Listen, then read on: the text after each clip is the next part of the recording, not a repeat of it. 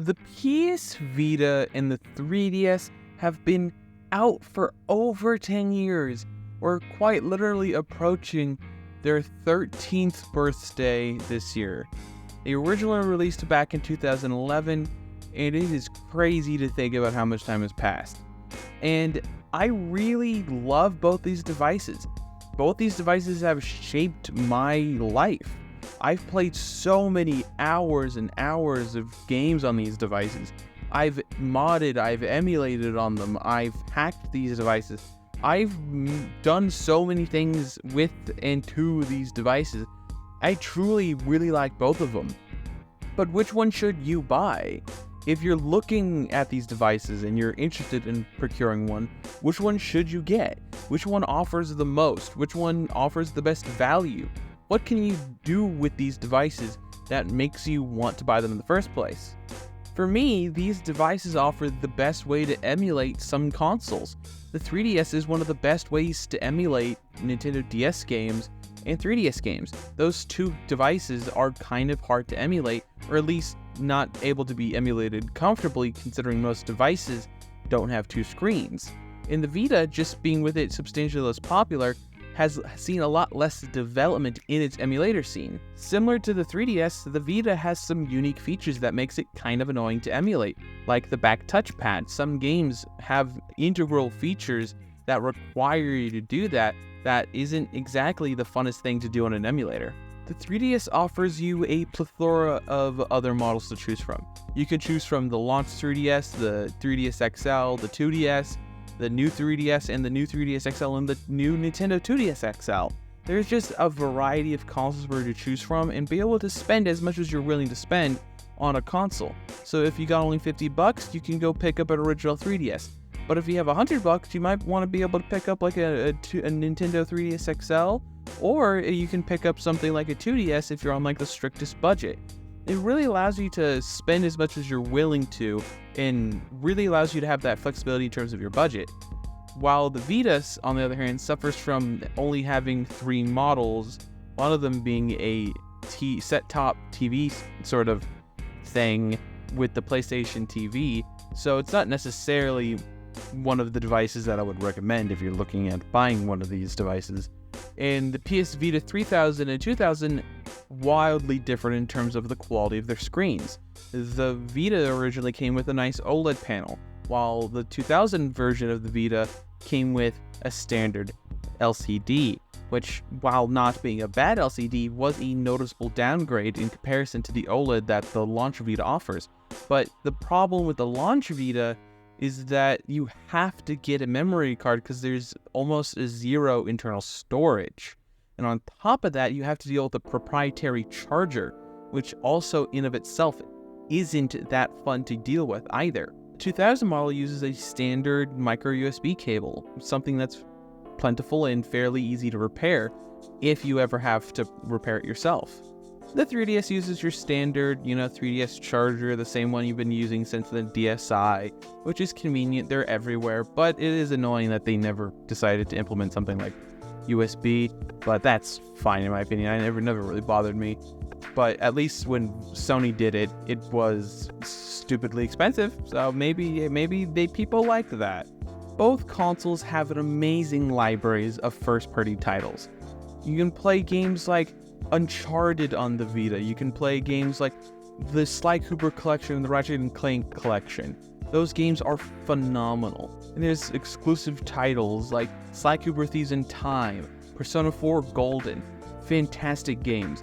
The 3DS also has an amazing first-party set list, like Super Mario 3D Land, New Super Mario Bros. 2, Luigi's Mansion, Legend of Zelda Ocarina of Time. It's some of the best games out there, if I'm being honest.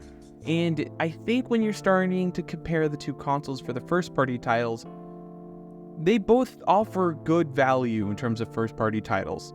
But I think where they really separate themselves is in their modding community. Both devices can be heavily modded, and you can do a lot with these handhelds. That's the primary reason why most people nowadays are buying these handhelds. For the Vita, you can hack it so easily. Basically, all you gotta do nowadays is to go into a web browser and it'll auto-hack the thing for you.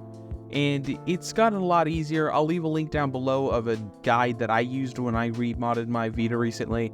It's super easy, and I highly recommend people do it. And with a modded Vita, you can do so many things. You can download the PS Vita store and basically get all of the games for free. It's called PKG. It's great. You can download the Homebrew browser and download things like RetroArch, dedicated emulators for Super Nintendo, Game Boy Advance. Really emulate basically the games consoles up until the N64, and even still that's kind of finicky in my opinion. And the Vita already natively supports all PSP games and PS1 games, so you don't really need to emulate those when you can just download them from the PKG store or just download them off the internet and put them on a micro SD card. Speaking of micro SD cards, sometimes people, when they mod Vitas, would do something using called a SD to Vita, basically replacing the game cartridge with a micro SD card.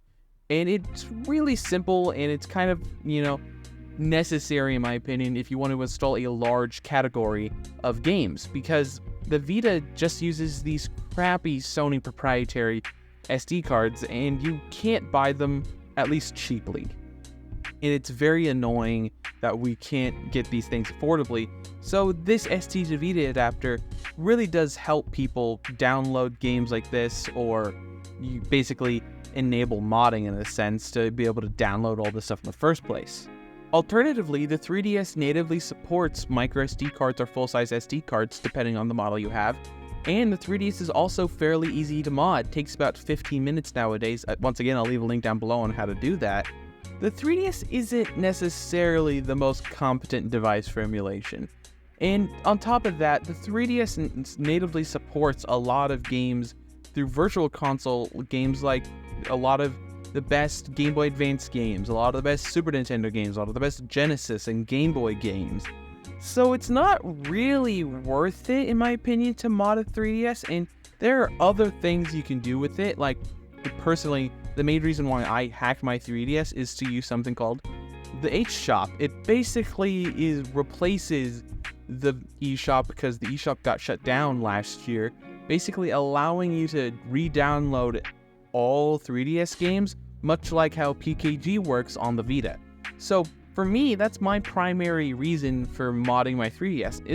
It isn't necessarily for, emulation purposes, but it's more just to be able to play 3DS games.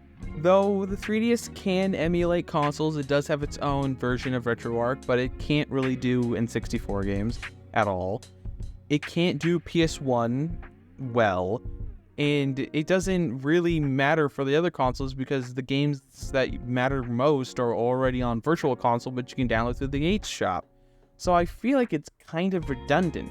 The only reason why you might want to do emulation on this is for really obscure consoles that don't have Virtual Consoles options available. So I guess you can use the 3DS for emulation, and it's definitely not the worst option out there, but I feel like the 3DS is meant more for playing 3DS and DS games.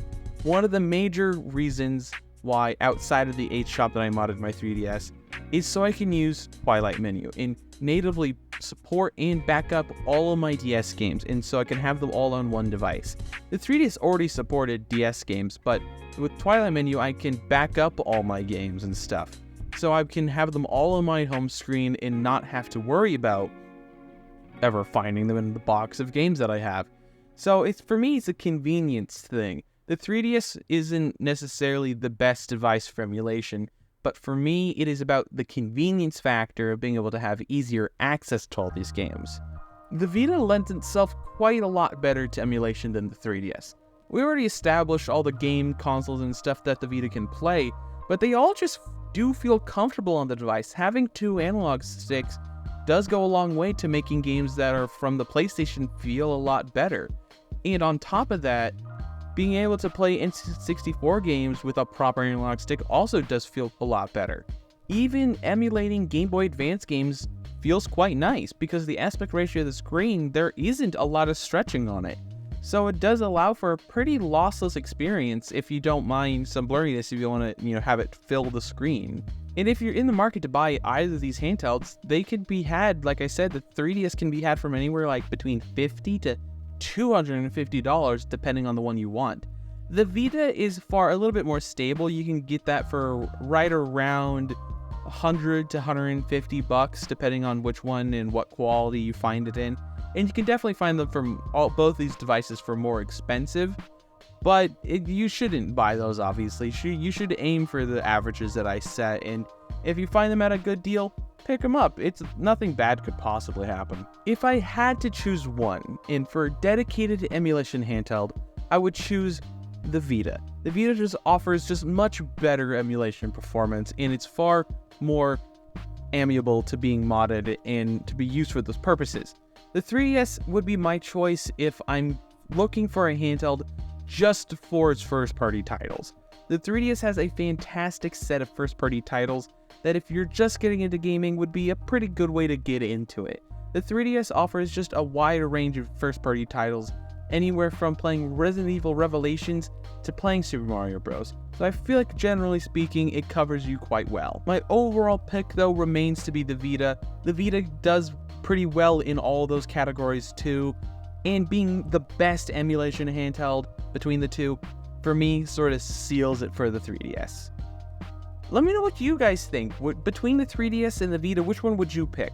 I know personally, like I said, I choose the Vita, but I want to hear what you guys think down below. Don't forget to leave a like, comment, and subscribe. All the other social media garbage down below, and last but not least, have a wonderful day.